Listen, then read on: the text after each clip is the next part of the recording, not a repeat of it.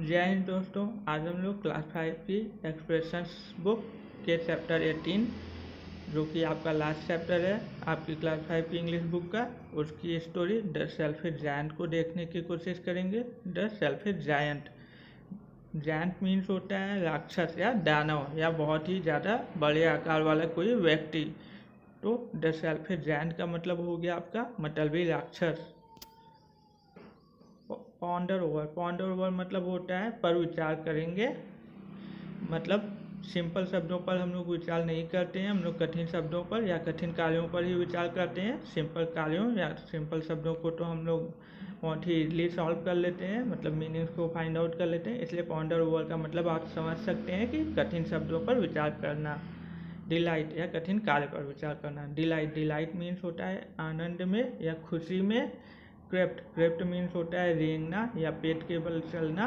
Blossoms means होता है फूलों का खिलना या पेड़ पौधों पर नई नई पत्तियों का फलों का लगना। परफ्यूम मीन्स होती है खुशबू या सुगंध। ग्रफ मीन्स होती है बहुत ही ज़्यादा डरावनी या कठोर या गुस्से वाली, जैसे ग्रफ वॉइस बहुत ही ज़्यादा गुस्से वाली आवाज़ या किसी के ऊपर चिल्लाना या गुस्सा करना, बहुत ही ज़्यादा डरावनी आवाज़। तो ग्रफ मीन्स आप समझ सकते हैं डरावनी या कठोर या गुस्से में या कर्कश ध्वनि। प्रोसिक्यूटेड मतलब मुकदमा करना, मतलब अगर कोई गलत काम करता है तो पुलिस उसको पकड़ लेती है, उसके पास कोर्ट में उसके ऊपर मुकदमा चलता है। तो प्रोसिक्यूटेड मतलब यहाँ पर जज फैसला करता है कोर्ट में। प्रोसिक्यूटेड मतलब मुकदमा करना। अगर किसी ने आपकी ज़मीन ले ली है तो आप पुलिस में पहले कंप्लेन करते हैं, उसके बाद वो कंप्लेन मुकदमे के रूप में कोर्ट में चली जाती है, जहाँ पर कोर्ट के माध्यम से फैसला होता है कि वो ज़मीन आपकी है या जिसने ली है उसने बहुत सही तरीके से ज़मीन ली है या गैर कानूनी तरीके से। तो प्रोसिक्यूटेड मतलब मुकदमा। ट्रेस पासर्स, मुकदमा मतलब यह जानने के लिए होता है कि क्या सही है क्या गलत। ट्रेस पासर्स मतलब अतिक्रमियों द्वारा या अवैध तरीके से किसी के इलाके में किसी के क्षेत्र में आने वाले लोगों को हम लोग ट्रेस पासर्स कहते हैं। जैसे अगर आपका पड़ोसी, आपका नेबर आपके घर में बगैर आपकी इजाज़त के, आपकी अनुमति के, आपके परमिशन के आपके घर में आ जाता है और आपको अच्छा नहीं लगता, तो आप उसको कहेंगे कि जब परमिशन मिले तभी आया करो, उसके बगैर मेरे घर में मत आया करो। तो बगैर परमिशन के किसी के एरिया या किसी के इलाके में आ जाने वाले लोगों को हम लोग ट्रेस पासर्स कहते हैं, जिनको हिंदी में हम लोग अतिक्रमियों या अवैध तरीके से आने वाले लोग कहते हैं। विग्ड मीन्स होता है दुष्ट या बुरा व्यक्ति या औरत, कोई भी हो सकती है। आइए स्टोरी को देखते हैं।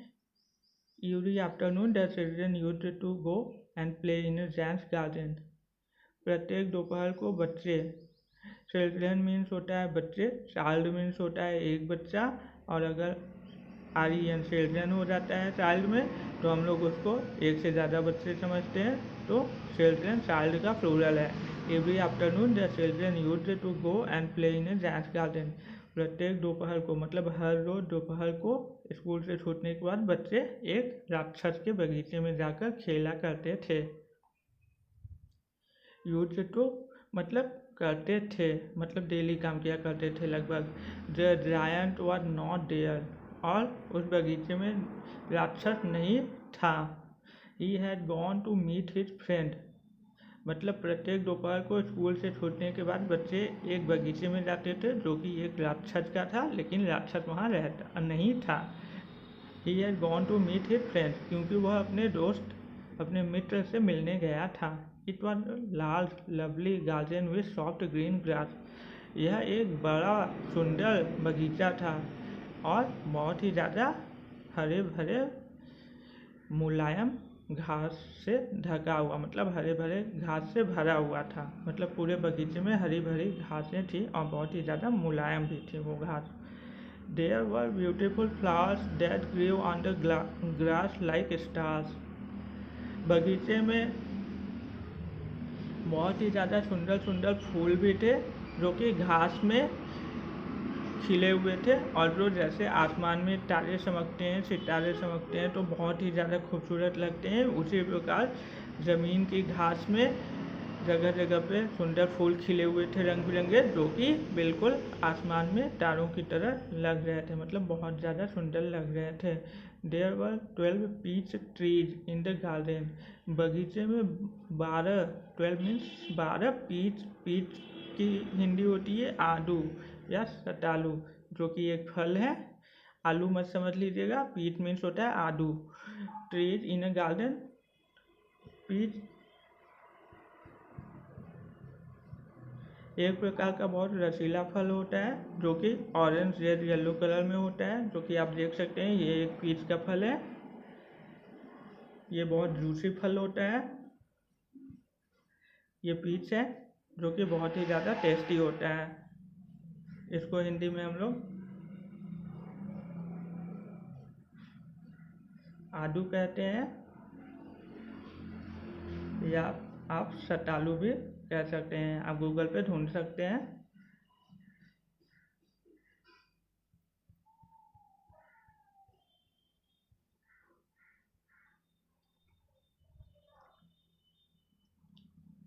The birds sang sweetly on the trees।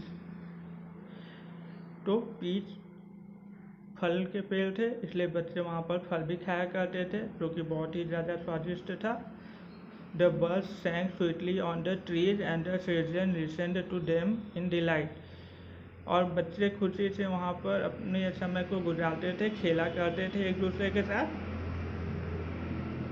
तो बच्चों को खुश होता हुआ देखकर पंछी भी वहाँ पर आ जाते थे और अपनी अपनी आवाज़ें निकालते थे। पंछियों की आवाज़ें बहुत अच्छी लगती हैं सुनने में, इसलिए हम लोग उसको गाने के तौर पर मान लेते हैं, संगीत एक तरीके का संगीत मान लेते हैं। इसलिए कभी भी वर्ड्स की बात होती है तो वहाँ पर हम लोग सिंगिंग या सैंग वर्ड यूज कर लेते हैं। The birds sang sweetly on the trees and the children listened to them in delight। पंछी अपनी आवाज़ों में संगीत निकालते थे या गीत गाते थे, जिसको कि बच्चे बहुत ही ज़्यादा खुशी के साथ सुना करते थे। पंछी पेड़ पौधों पर बैठकर बहुत ही ज़्यादा खुशी से आवाज़ें निकालते थे, ध्वनि करते थे, जिसको कि बच्चे बहुत ही ज़्यादा खुशी के साथ घास पर बैठकर या लेटकर सुनते थे और एक दूसरे को कहते थे। They said to each other how happy we are here. और एक दूसरे को कहते थे कि यहाँ पर हम लोग कितने खुश हैं, इस बगीचे में हम लोग कितने खुश हैं। यहाँ पर खाने को फल भी है, मुलायम घास भी है, सोने को बड़ा सा महल भी है और फूल, बहुत सारे फूल भी हैं, रंग बिरंगे तितलियाँ भी हैं, पंछी भी हैं, जिनके साथ हम खेल सकते हैं। तो बच्चे एक दूसरे को कहते थे कि यहाँ पर हम लोग कितने खुश हैं इस जगह पर, इस बगीचे में। The giant stayed with his friend for 7 years।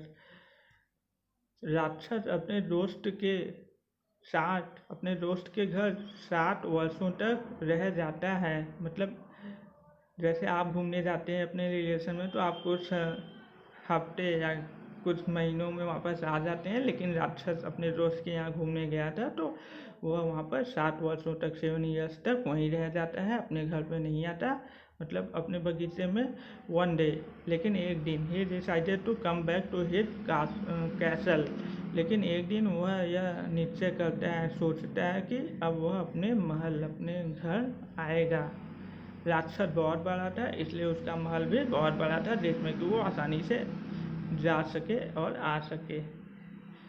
The giant stayed। One day he decided to come back to his castle। इसलिए 7 वर्ष गुजर चुके थे, 7 ईयर्स हो चुके थे उसको अपने दोस्त के घर में रहते हुए, उसको अपने घर की याद आ रही थी। इसलिए एक दिन वह सोचता है, मतलब डिसाइड करता है, निश्चय करता है कि वह अपने महल कैसल वापस आएगा। व्हेन ही केम बैक, जब वह वापस आया, केम बैक मीन्स आया, जब वह वापस आया, he saw the children playing happily in the garden. उसने देखा कि बच्चे खुशी खुशी बगीचे में खेल रहे थे। What are you all doing here? He cried in a gruff voice।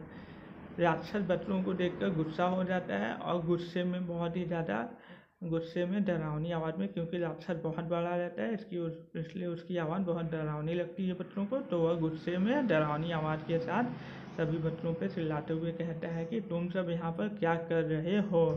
The frightened children just ran away. डरे हुए बच्चे घबराकर वहाँ से डरे सहमे हुए बच्चे इतने बड़े राक्षस को पहली बार देखकर और उसकी इतनी भयंकर आवाज़ को सुनकर बच्चे डरकर वहाँ से भाग जाते हैं। My own garden is my own garden and I will allow nobody to play in it but myself, said the giant. राक्षस कहता है कि मेरा बगीचा मतलब मेरा बगीचा और मैं यहाँ पर किसी को खेलने के लिए अनुमति नहीं दूंगा और केवल मैं और मैं ही खेलूँगा और रहूँगा इस बगीचे में। So he built a high wall around it and put up a notice board, trespassers are not allowed, they will be prosecuted. He was a very selfish giant. इसलिए उसने अपने बगीचे के चारों ओर, अराउंड मीन्स चारों ओर, एक बड़ी सी दीवार बना दी। हाई मीन्स बहुत ही ज़्यादा ऊंची दीवार, और उस पर एक नोटिस निर्देश लगा दिया जिस पे लिखा था ट्रेसपासर्स आर नॉट अलाउड, मतलब अतिक्रमियों या अवैध रूप से आने वाले लोग को मंजूर नहीं किया जाएगा। अलाउड मीन्स स्वीकार नहीं किया जाएगा। दे विल बी प्रोसिक्यूटेड, उन्हें पकड़ लिया जाएगा और उन पर मुकदमा कर दिया जाएगा। अगर वे गलत तरीके से आएंगे तो उन पर मुकदमा कर दिया जाएगा, उन्हें पकड़ लिया जाएगा। He was a very selfish giant. इससे पता चलता है कि वह एक बहुत मतलबी राक्षस था, दानव था, जो सिर्फ अपने बारे में ही सोचता था, मासूम छोटे प्यारे बच्चों के बारे में नहीं सोचा करता था। सो इसके आगे के पार्ट को हम लोग नेक्स्ट वीडियो में देखेंगे। अगर आपको मेरी वीडियोज़ अच्छी लगती हैं तो प्लीज़ मेरे चैनल को लाइक कीजिए, अपने दोस्तों के साथ शेयर कीजिए, स्कूल के कोचिंग के फ्रेंड्स के साथ, और मेरे चैनल को सब्सक्राइब कीजिए। Thank you very much.